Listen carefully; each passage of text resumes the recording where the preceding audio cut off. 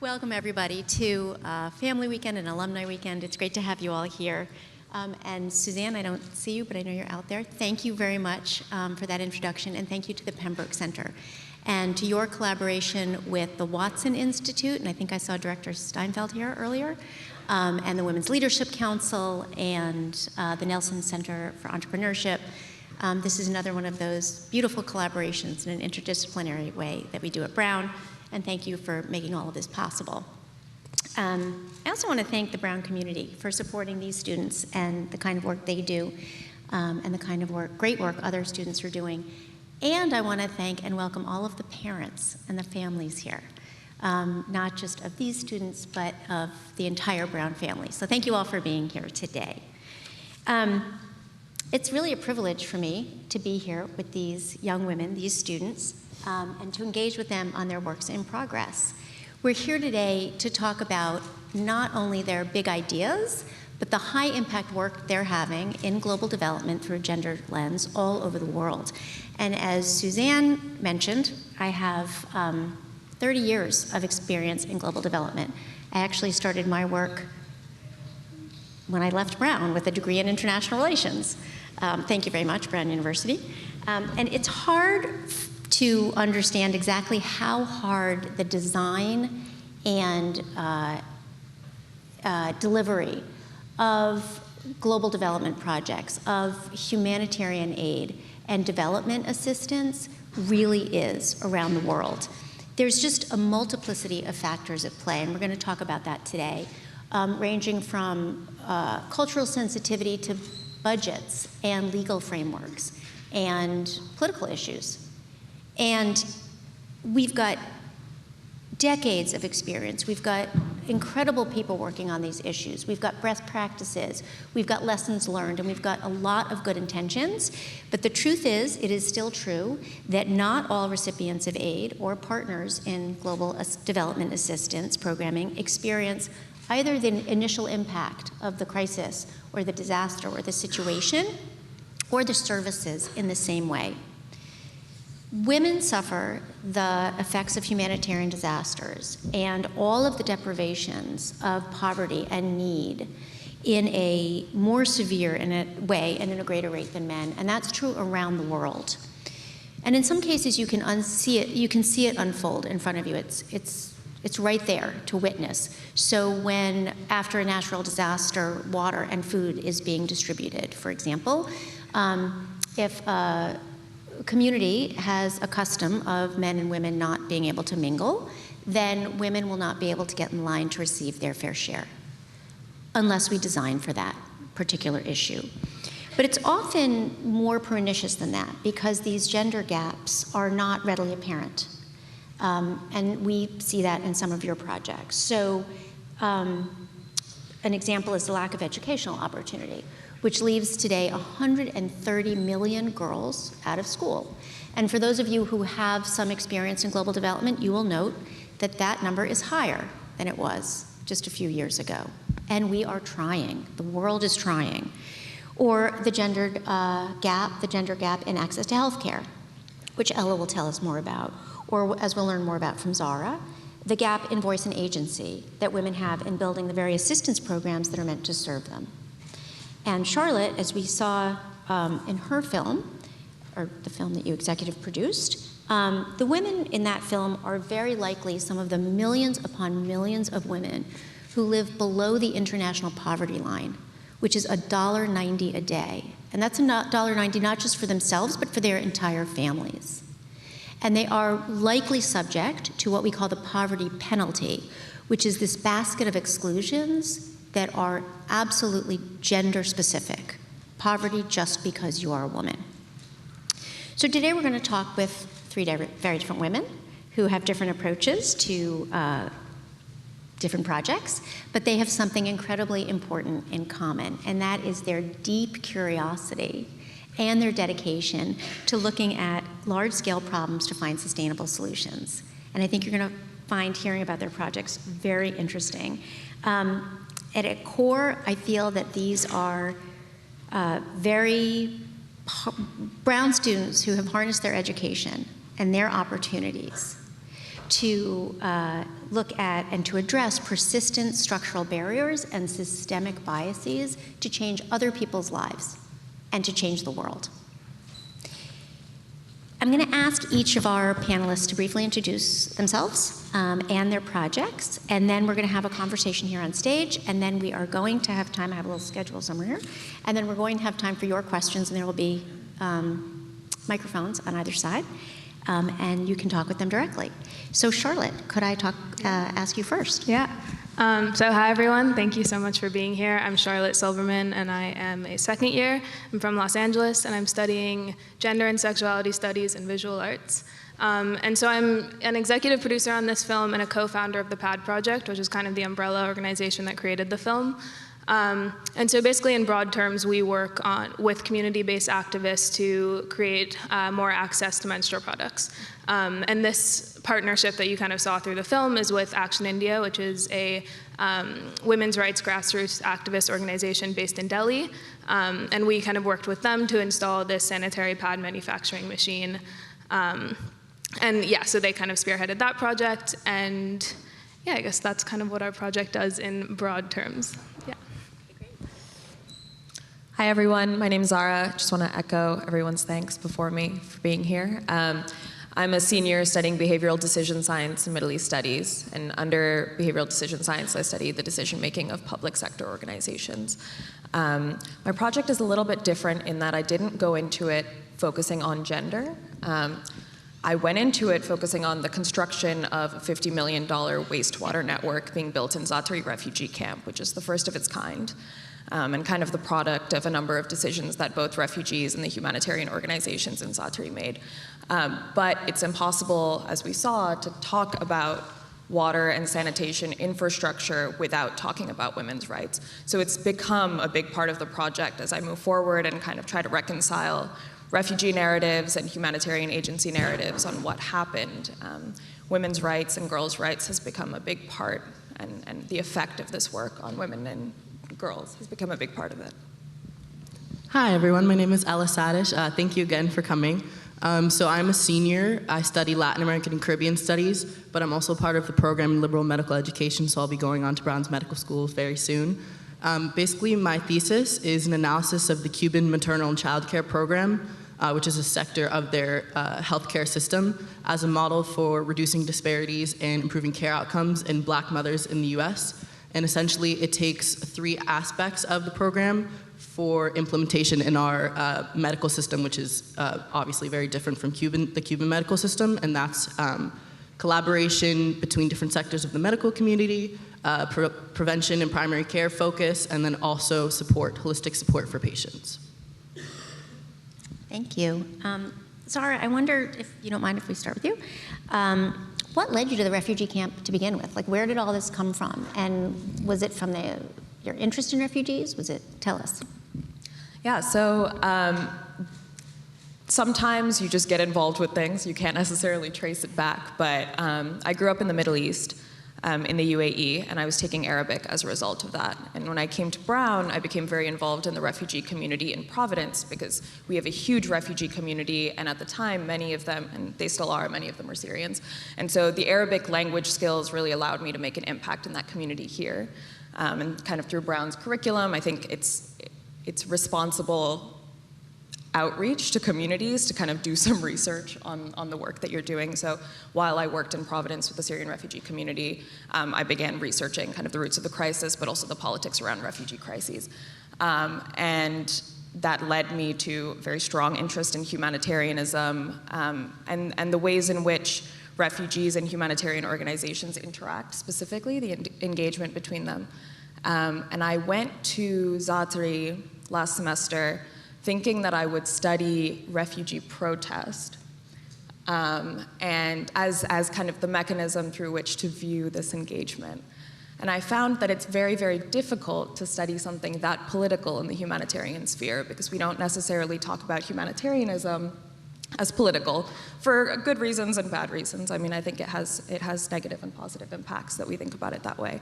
But no one wanted to talk to me about protests, basically. And I had a professor who said, find a public health angle. It's the lens through which to study everything. because it is even more apolitical than anything else you could study. And so I began just doing research on the camp itself and the public health infrastructure that was built into it. It's a huge camp. It had hundreds of thousands of people in it. And I kind of stumbled onto this odd story through that. It was a very meandering research trail that led me there. But yeah, it's been incredibly interesting. That's kind of the overview of how I got to my project. So I want to talk more with you about refugee camps and the characteristics of a refugee camp, because it's a very interesting place to think about humanitarian aid, which is generally the immediate work that goes in after a crisis or when people become refugees and start setting up a place to live, temporary or not. You'll tell us about that.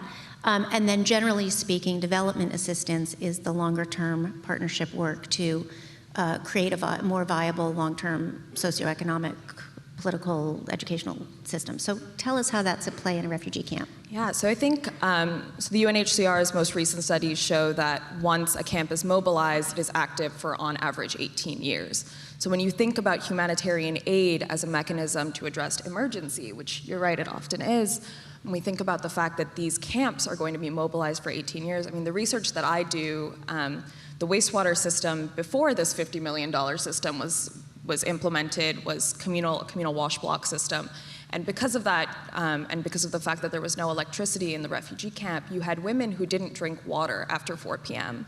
because if they went to the communal wash block after that, they would be assaulted because there was no electricity. And it was incredibly difficult for women who were on their periods. And it was incredibly difficult, I mean, for men too. It was just an unpleasant way to live. And to think about living that way for 18 years, I think you saw in this specific case that when the humanitarian organizations didn't create developmental structures and kind of turn Za'atari into the city it's now becoming, refugees just decided to dig toilets in their own backyard. They were like, we're not doing this for however many years we're going to be here. It's not sustainable.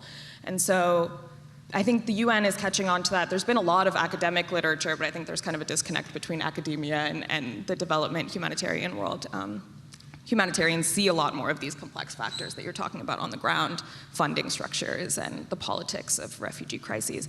But I mean, the UN has started talking to amongst itself, the UN humanitarian refugee organizations and the UN development program have actually started getting into dialogue about how do we address the fact that these are crises that span for 18 years. They can't just be emergencies anymore. We need to think more structurally about how we're building them so we can address these issues. Thank you. And Ella, tell us a little bit more about how you decided on this subject and your line of inquiry. You went to Cuba. There must have been a reason. Yeah, I was abroad in Cuba in fall 2018, so the fall of my junior year.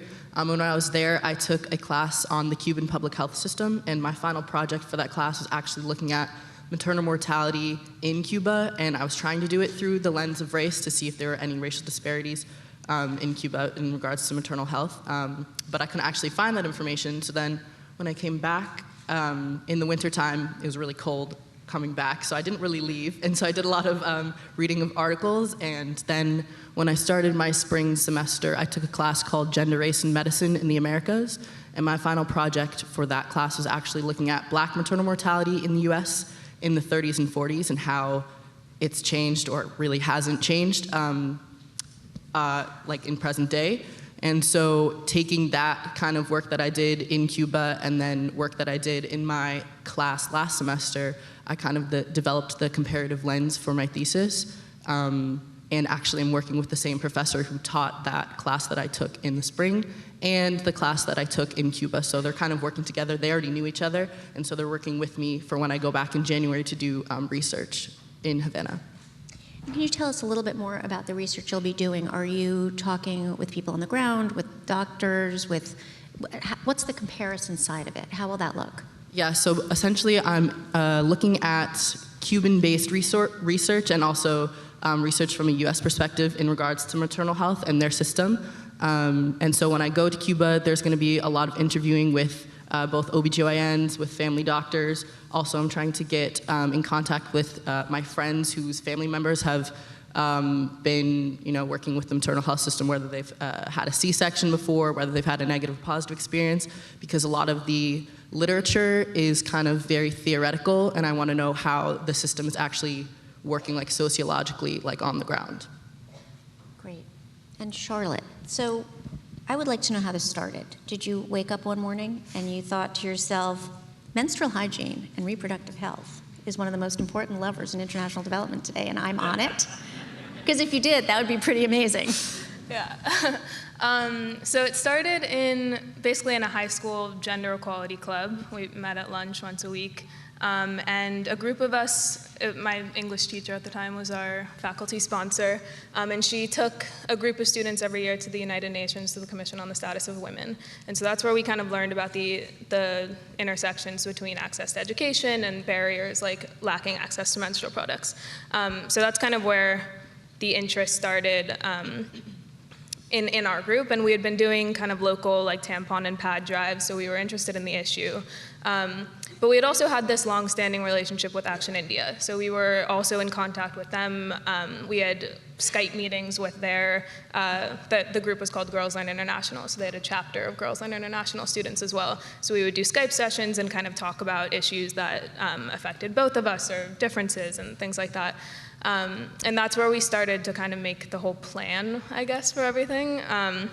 And so they were really in charge of identifying, where there was a need for this, who wanted this, what community wanted this, who would be working on the machine, kind of all of the logistics. And together we decided that we would try and document the process on film and kind of start a global conversation about it that way. So it was sort of, it was years.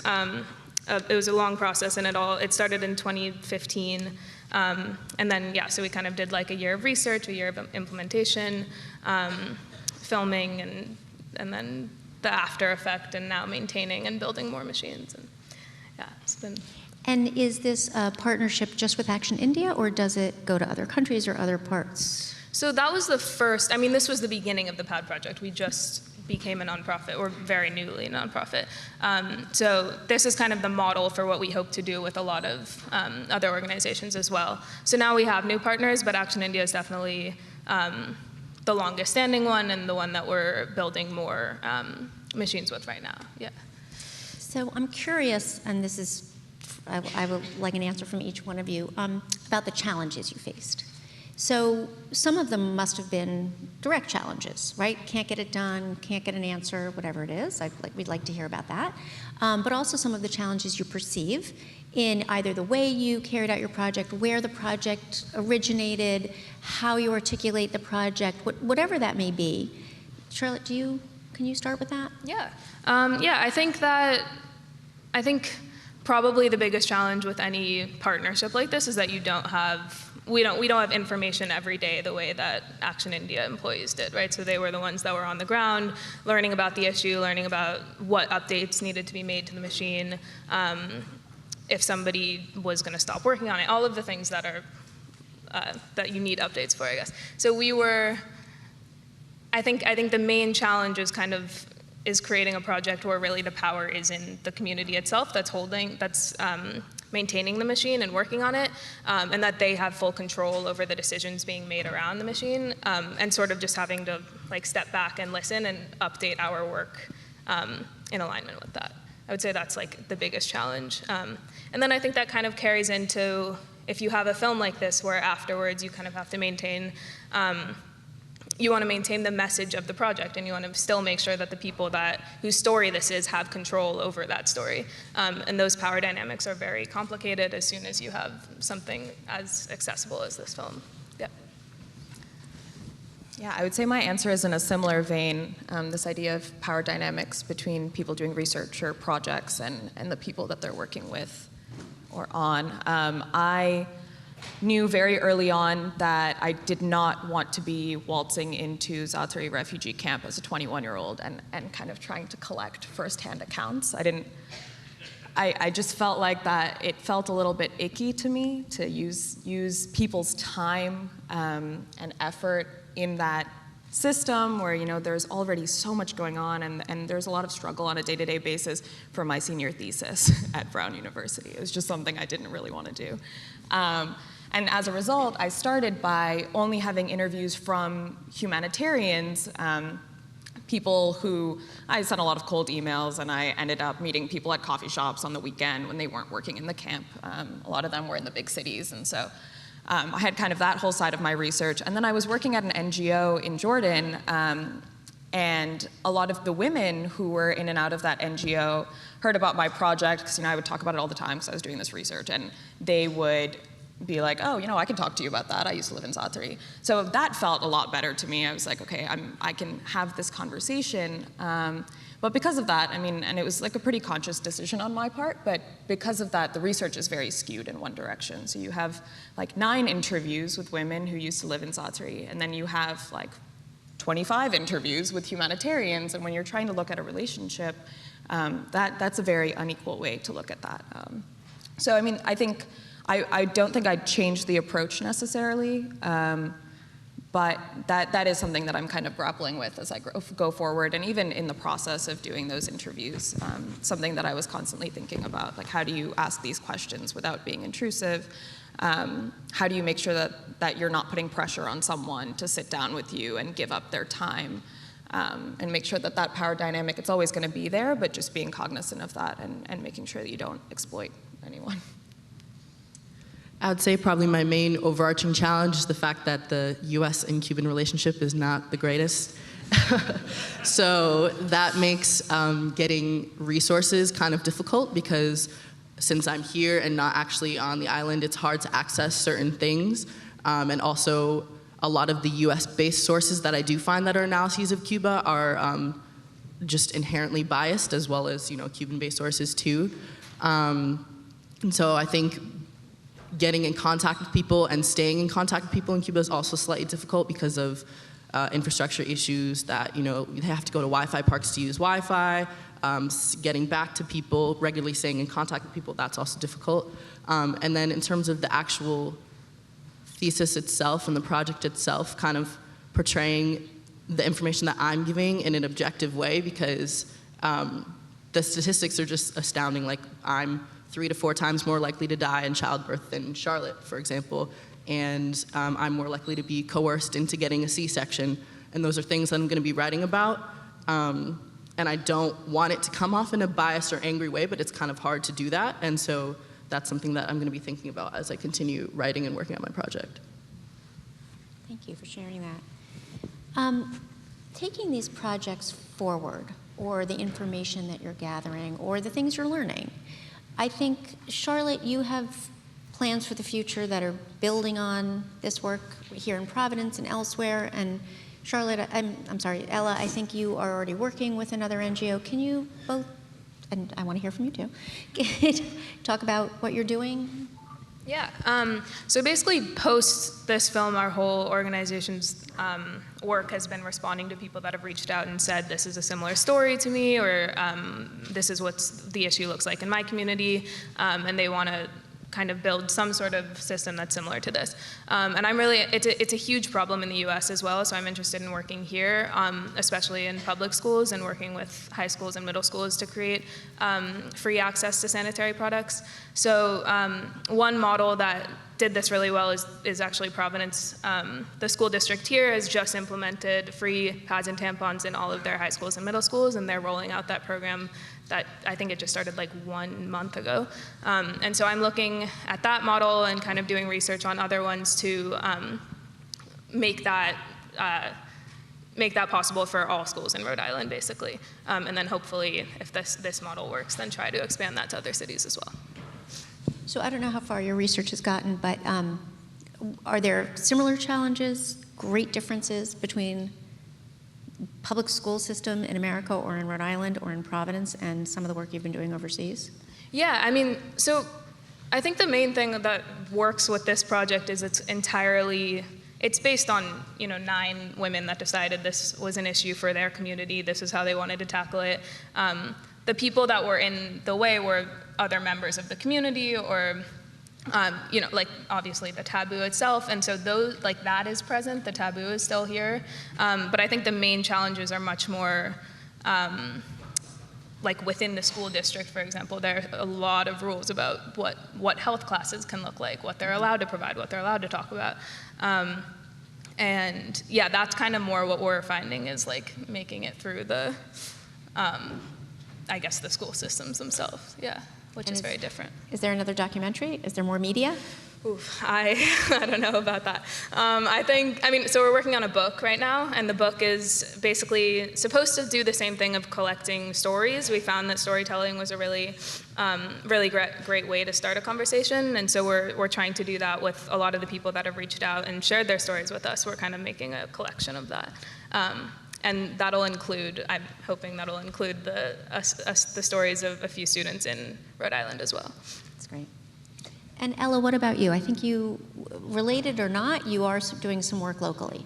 So I work at Clínica Esperanza, or Hope Clinic, which is a free clinic in the Olneyville region of Providence that serves uninsured patients, and I do cervical education there with the women's clinic. And originally this wasn't related to my project, this was just something that I was doing, but it actually turns out that Clínica Esperanza is a perfect example of the primary care preventative medicine focus that I'm talking about in my thesis.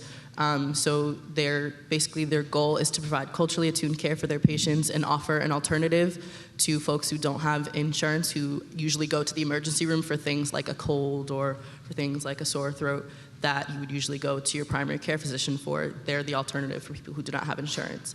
And so I'm going to talk about Clínica as that sort of model that we already have in the US that needs to be implemented systemically for the benefit of all people, but specifically for Black women and Black mothers. And Zahra, let me ask you, do you feel that some of the things you've seen, I know you're not finished with all your work yet, in the refugee camp will be replicable, or if not replicable, at least applicable, either in other refugee camps or in other settings? Yeah, so I think a large part of what I saw as being part of the issue was and this is a product of a number of constraints on the humanitarian organizations on the ground, but this kind of one-size-fits-all approach to a refugee camp or a refugee crisis of any kind, right? There are a number of different cultural, historical, political factors that are different depending on where you go. And a lot of what I've seen in terms of the relationship between humanitarians and refugees is that at times that relationship gets more fraught when those factors aren't taken into account. So I think when I think about what I want to do with this project and kind of how it can be replicated, or kind of its ideas can be replicated, I really think about building local infrastructure from all of these humanitarian organizations. So you have satellite offices for example, the UN or the Red Crescent or Doctors Without Borders that exist in all of these countries, but for whatever reason, a lot of the decision-making power is still housed in Geneva, it's housed in New York, it's housed outside of the countries themselves. So kind of how do you decentralize some of that power and make it so that people who understand that cultural and historical context are often the ones who are making the decisions? I think there's a lot of frustration that exists when you work with the population that you don't necessarily understand completely, whether that's because of linguistic or cultural barriers. And then there's also a kind of you start to project your experiences with one population onto another. So I heard a lot of well, when I worked in Africa, it was never like this. And Syrian refugees were so privileged before the war, and now they just fight us every step of the way. And I thought it was so interesting. I was like, how can you possibly say that about a group of people that you're working with? But I feel like it's just a product of all of these very stressful factors that are on humanitarians, but also, you come into a situation that's so fundamentally different than anything you've ever seen, but you're using the same solution again. And I think that's a lot of the conclusions that I'm coming to are centered around that. I want to ask you this, all of you. Did you learn something about gender that you didn't know before your projects? The power, the challenges, that it was an issue. Just, I came to working in what we call global gender equity, or sometimes we call it global women's issues, late in my life after working for decades in democracy and governance programming and other global governance work. And the thing that really struck me is the high return that we get in poverty alleviation and other development work when we invest in women. There's obviously the human rights aspect, that we should be treating all people equally, and we simply do not always work with women or recognize women's needs equally to men around the world. And some of these things were eye-openers to me when I first really dug deep into my work. So I'm wondering if there's, I know I didn't prepare you for that question, but I'm just wondering if there's something that you want to share with us about this gender lens. If anyone doesn't mind, yeah. I think that the one thing that I think is phenomenally interesting about what's going on in Za'atari specifically right now in the Syrian refugee crisis is that when you talk about the power of women, and that was talked about a lot in the documentary towards the end, women sometimes get to escape the political sphere in ways that men sometimes don't, and that gives them a lot of power in an odd way. So you look at what's happening in Syria right now, women are going back and rebuilding the country as we speak because men have to go into a mandatory draft. So men are staying in the refugee camps while women are returning, and Syria is going to be rebuilt primarily by women.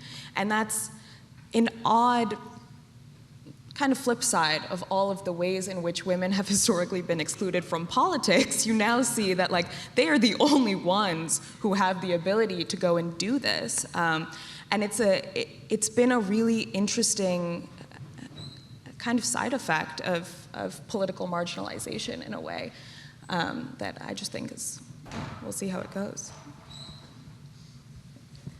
I mean, I don't know if I would say I have something I learned necessarily like, I don't know, that changed my view of gender, but one thing I've been thinking about a lot is sort of, like I think that what we talked about in a gender equality club about women in power, which was kind of the goal, it's like women empowerment, it was all very public and really, like, I think we kind of analyzed how well we were doing in, as a country or as whatever a group it is, in a really public way, like how many women leaders there are, or that kind of thing.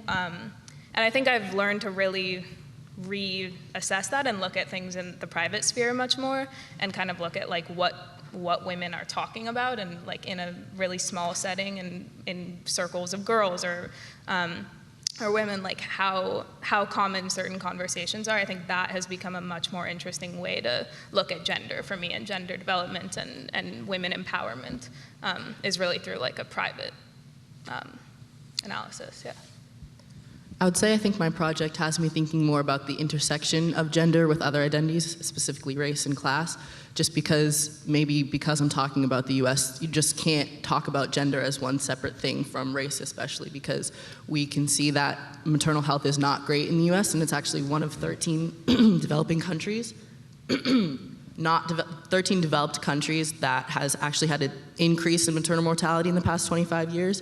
And this is terrible for all women in general, but it's especially bad for Black women because of the implicit bias and inherent racial bias that we have in healthcare. It's affecting Black women to a greater extent than it is white women. So I don't think you can talk about gender in the US without talking about race. And so that's what my project has been kind of gotten me thinking about, because I have more concrete examples of blatant disparities that I can just see and I'm analyzing and I'm talking about constantly every day as I work on my project.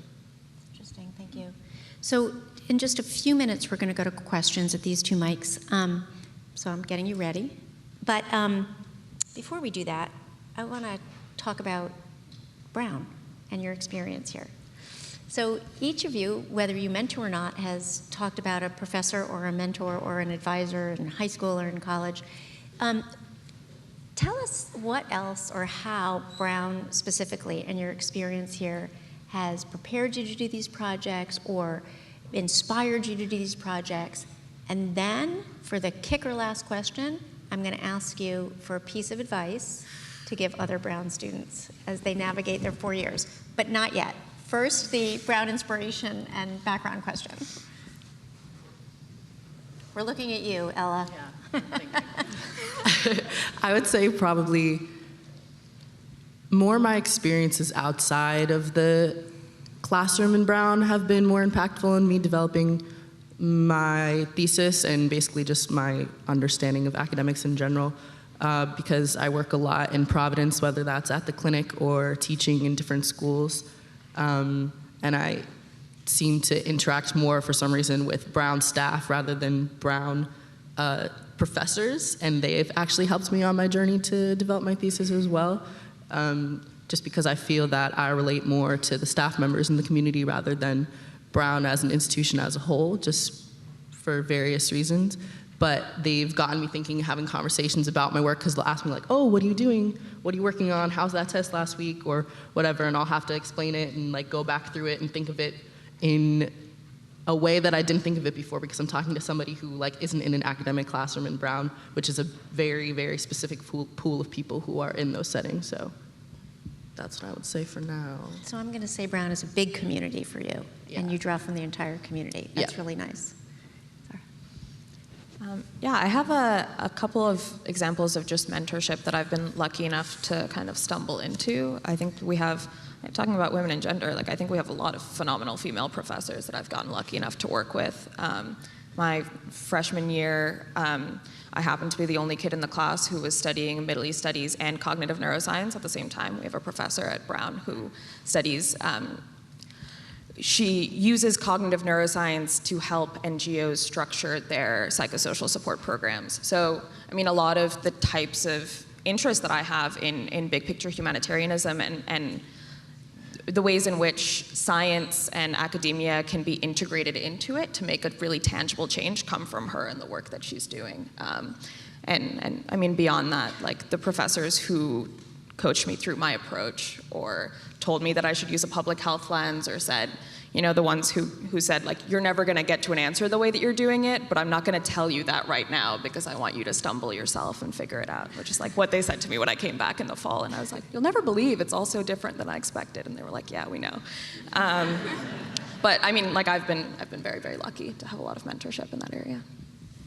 Yeah, I think I've had a lot of mentorship just through the Pembroke Center even. I've had an incredible experience with my advisor, and I feel like I mean, I'm still fairly new to Brown, and I'm still kind of exploring everything.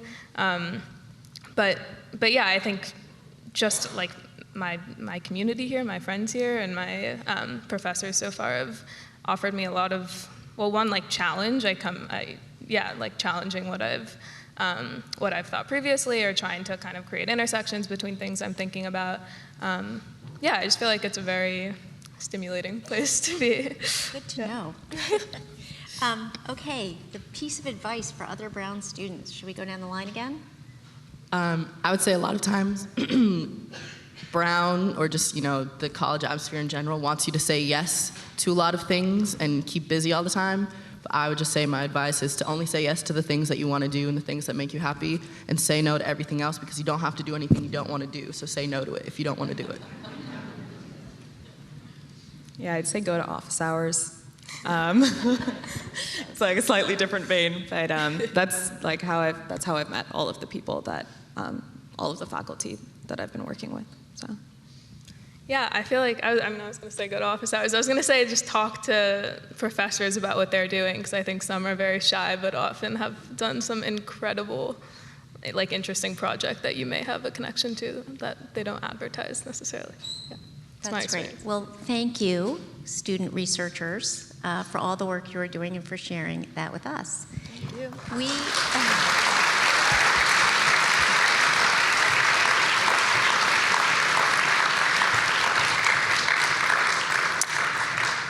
I see that you are all rushing to the microphones to ask questions. Don't bump into each other. But we are ready to take, my colleagues here, my panelists are ready to take some questions.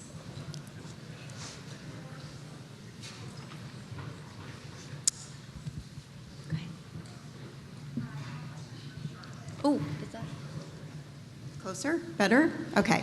My question is for Charlotte. I'm really interested in the notion that you decided at some point to make a film. And I understand that, I think that was to raise awareness about the issue, but I wondered if you also thought about the film as sort of a mechanism for changing culture, literally, to think about how this particular issue, which has a lot of norms associated with it, did you think about whether you could change those norms, those attitudes, by making a film about this topic? Yeah, I mean, so originally the film idea was supposed to be an educational tool. We were gonna try and like create a health class curriculum for high schools and play this film and then like sort of start talking about menstruation and talking about women's health. I think to answer the culture question, it's hard to address it in a culture that you don't completely know, right? So I feel like our goal of the film was basically to elevate a story that definitely is trying to change culture, but that was the job, or that was kind of the goals of the activists themselves, and our job was kind of to just show that story and, like, yes, understand that culture would definitely be changed, but that we weren't, I guess, coming in and being like, this is the right way to think about things, and everyone needs to transition to that, if that makes sense. Yes, thank you. Yeah. First of all, you are all three incredibly inspiring. So thank you for the amazing work that you're doing.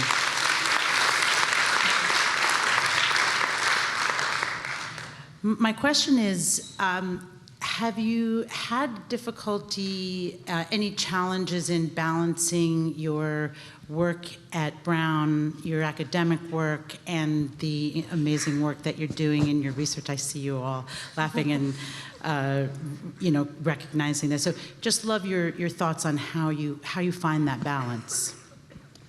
I use Google Calendar because I have 5 jobs.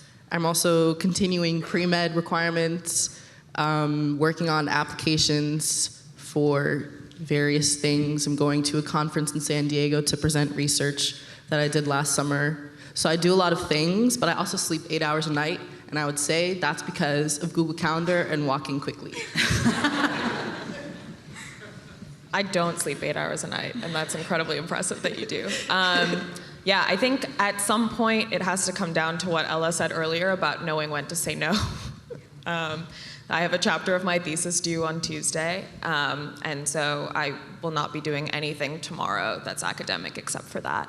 But quite honestly, like, I think we all have a lot going on the first 2.5 years of Brown, and then many people that I know figured out what the few things that they were very passionate about were, and they stuck to those. And I think that's how we all made it this far, was at some point in the last 1.5 years thinking, okay, where am I really making an impact, and what am I gonna stick to in that vein? A lot of it isn't actually academic. A lot of it I found is work that I do in the Providence community or extracurricularly. Yeah, I mean, I think it's super difficult to manage time. I had to take some time off last semester, and I think the main thing is reaching out to professors and advisors and creating some sort of plan, but I've never had an issue with people not being supportive or trying to help accommodate. And now I take 3 academic classes, and I do this project as an independent study, which everyone has been very supportive of, so that's another way to do it. That's cool. Thank you. Hi, you guys are all very awesome. Thank you so much for speaking. Ella, you spoke a little bit about this, about the personal aspect, but I wanted to hear from each of you about how being women yourselves and like being a woman doing all of this research and doing these projects has influenced your experiences. Yeah, I think that in a very tangible way, being a woman has skewed my research towards women, because in the context I was in, I couldn't interview men. I'm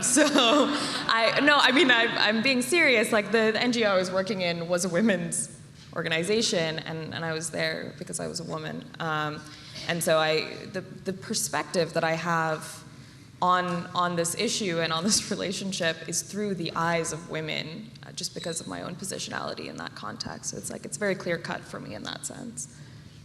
Yeah, I think when talking about something as vulnerable and taboo as menstruation, it was really important that all of our interviewers were women. I think still that every community is going to have a very different way of talking about it, but it's very significant that the whole project is women-led. And you saw how many people are involved in this film, but on all ends there were kind of women leading the project and coming together from various perspectives and backgrounds, and I think that was really important as well. I think you've all touched on something interesting, and thank you for that question. You seem to be dealing with change, or putting your finger on some structural barriers or systemic biases or norms. And you seem to be looking at it from change in two places. Change among the women themselves. This is what I took from the film, and that the fact that not all women, I think, were on board. And then, of course, the system and the men, which are not always the same thing, but sometimes are. And again, we have the visual of your film, so this is not exclusive to India or to this project. But did you see in your travels and your work that you had more resistance or less resistance from any one of these particular domains? I mean, were all the women on board with what you were doing? Were all the men, ready to listen to you, or just a question? I would say generally women are on board, especially when you're talking about equity and health. At least in the context of my project, I would say most of the time men are on board and willing to support you. I don't know if you just said talking over you. That happens a lot. But I would say I think both men and women and people in general have been very helpful in me in my project. And I would say that I receive resistance more from like systemic issues, which would be finding articles relating to Black mothers and Black maternal health, and finding articles that are like Cuban-based and non-biased, rather than like individual barriers. Yeah, I would echo parts of that. I think that the institutions and the systems that I was working on alongside about, they often happen to be a bigger barrier than the women themselves. I mean, the project is slightly different in that the women were just telling their stories of what they experienced in that context. And I found actually, like, when you talk about women making decisions in their own communities, that's a big part of the project, is like recognizing that not all refugee action happens against or with a humanitarian organization. Like, you're living in a context where there are 80,000 people, and you're making your own homes, and you're making your own decisions on a day-to-day basis, even if you're in an emergency context. A lot of the project is on the agency of these women independently of the institution that they're living under. That being said, the institution is incredibly important, and I found that the men that I interviewed from the humanitarian organizations were very willing to talk about how these systems affected women. It was only when we started to get into why those systems were implemented and how they could change that people started to shy away from it a little bit. Because then we get into, well, we don't have the money, or we don't have the infrastructure, or it's too political, or the Jordanian government will say, you're setting up this camp for the long haul. How could we have done that 5 years ago? So, I mean, that's the point at which it starts to get difficult. Yeah, so I think there are two kind of elements of it. But one is in this community themselves. There were multiple, I think there were two main men in the community that were very against this whole project, and it nearly didn't happen, and nearly the film was shut down. And they ended up being on board as long as they had nothing to do with it, basically. But the other thing is that this is a pretty progressive community in comparison to a lot of the others that Action India works with. So there are a lot of places where it just wasn't an option, and because of the men and the women, it was that's just not something that was going to be a reality. And then the second part is Hollywood, which is not necessarily, you don't have the same, or we didn't have the same agency that maybe we did going into the project as 16-year-olds producing, and young women. We were not really taken seriously, obviously, and we had kind of a similar experience of not many. There were plenty of men that came onto the project that had much more experience in Hollywood, and suddenly their voices were the ones that were going to be listened to, obviously. So that's kind of that's been an ongoing challenge, as well as like maintaining the message and the original team behind it. Hi. My question is simple. What do you all think is the fundamental issue that's driving gender inequality, and what us, the audience who are listening to you, can do about affecting change?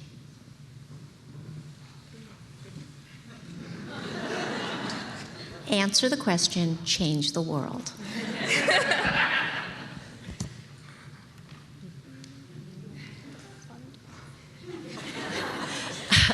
I would say I think from just a general population perspective, I think awareness about issues is important because, so like for Black maternal health disparities, I have to sometimes go like scrounging for information, and it'll be like a short little blurb article about something that happened one time. And then when I talk about it with other people, they'll be like, oh yeah, I maybe heard of that once, or oh wow, that's news to me. So I think circulating information and being open to receiving new information is important too. And that's what I have for now. Yeah, I was gonna say the second part of that you just said towards the end, like a willingness to listen. I think sometimes when issues become heated and we're trying to have a conversation about people's experiences, from time to time people get a little bit defensive, because if I'm having a negative experience, it must be because of someone in my vicinity, which means another person could feel as though I am making them the perpetrator of my victimization, which I mean isn't always the case, but I think people take it that way.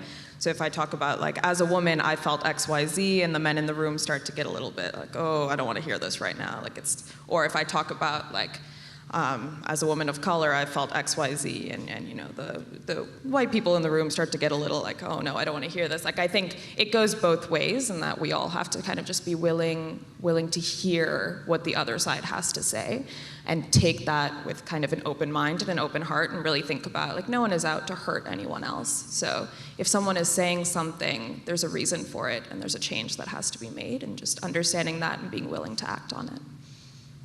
Yeah, I was also going to say something along the lines of listening. I think that's really the key, and storytelling, I think, is an incredibly powerful tool, and something that I think you'll find that when you look without kind of a like preconceived idea of what a problem is, you'll find that people are really making it clear what the problems are that they're experiencing day to day. And that just looking, like reading people's stories or watching films and just learning about the world in that way is kind of a good way to start, I guess. Yeah. Thank you. So I know in India, obviously, there's the legacy of the caste society, and then in Cuba, even if it's not talked about a lot, there's still some racial issues there. And I was wondering how that maybe influenced your project, influenced the way women, especially women who are maybe part of, who are affected by those societal structures, how that affects your projects. So I would say with race in Cuba, it's not really something you're going to find articulated in an article that I'm reading to use for my thesis. That's why the part where I go and do interviews is so important to my project, especially certain chapters, because that's where I'm going to get that information, and that's where I got that information when I was there talking to my friends and talking to professors. Because you're right, it's not really talked about, even though it is a sociological issue. And the reason it's not talked about is because institutionally, theoretically, there's no like racism written into law like we have in the US, but sociologically it's quite similar to what we have here, so.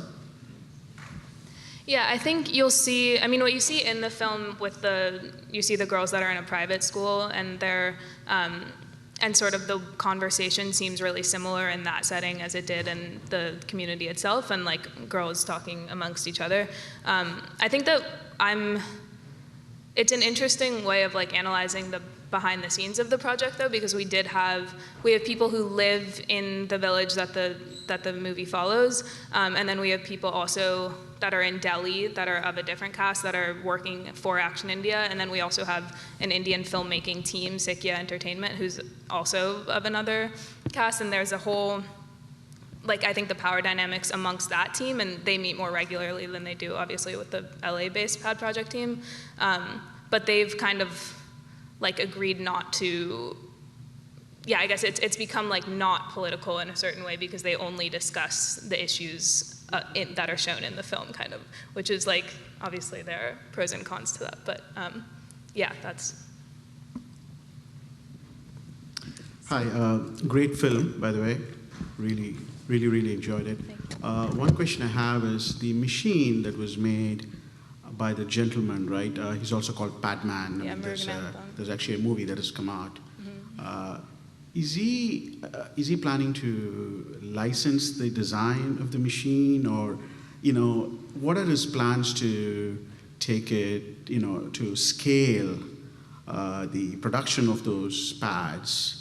And are there other companies going to be licensing? I mean, what is this design protected? And how is he, or what is his plan to take it out, maybe even in a global scale?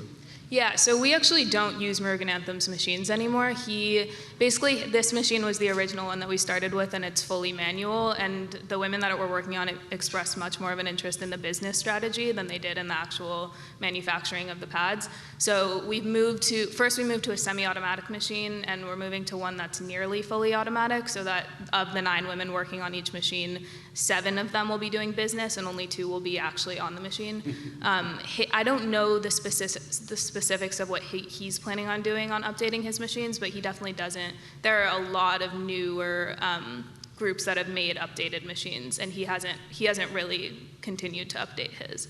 But yeah, so we're kind of moving, and as we partner with places that are outside of the current machines that we're using, we're going to be looking for other options as well. So we're not like sticking with one organization necessarily. Okay. Yeah. Thank you. I have one more question about the film, and which all of your projects are fascinating, and I don't mean to just focus yet another question on the film, but I'm curious how it works in India as an education tool. Jen Klein asked the question about changing culture, and also what the editing team was. To what extent were you guys involved in editing decisions? To what extent did you defer to the Indian team for something that would resonate with communities across India? Yeah, so for the first part of that question, so you see a lot of like groups of women sitting down, and when they're like, for example, when they're showing the pads and doing the demonstration. So that's the educational part of the project. They basically, Action India travels to schools and to girls groups basically, and does a model of pads, but also, or a demonstration of how to use the pads, but also just a menstrual health management kind of introductory session. And then one of the long-term goals for Fly Pads, which is what they've branded the pads, is to get them implemented in schools as free products there, and to get kind of a grant to pay for that. So that's like an in-the-works project, but if that works, then they would also be, Action India would be training people to be educators that go into those schools as well and do menstrual health management. So it's kind of an ongoing like conversation of what schools that will work in and when that will happen. But for now, they do smaller groups that are just with girls in specific areas, and they travel around. And do they use the film to help make the case for that in different communities? Yeah, exactly. So a lot of the newer ones that they're going to have reached out because they've seen the film and they now know of Action India, and then they can request somebody come and do an educational session. But they also have a lot of communities that they've been working with over the years, so that they've kind of had a longer relationship with. And then the editing process. So basically, that all needed to be rushed a lot because production obviously takes longer than, we didn't know anything about what we were doing, so everything took longer and more expensive than we thought it would.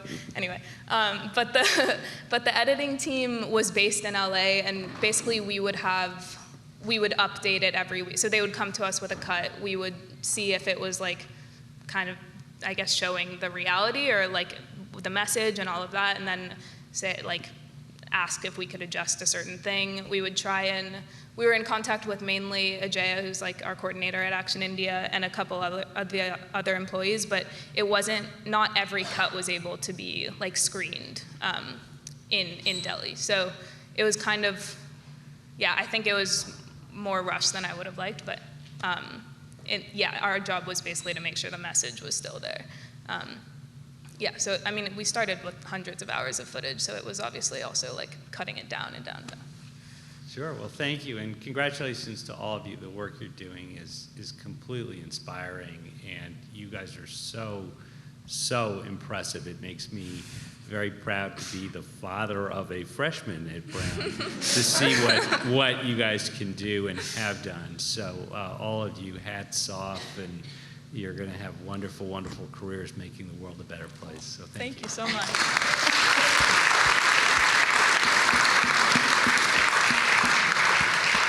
So there's no way I can compete with that as a closing set of remarks. So just another hand for these remarkable students, and thank you.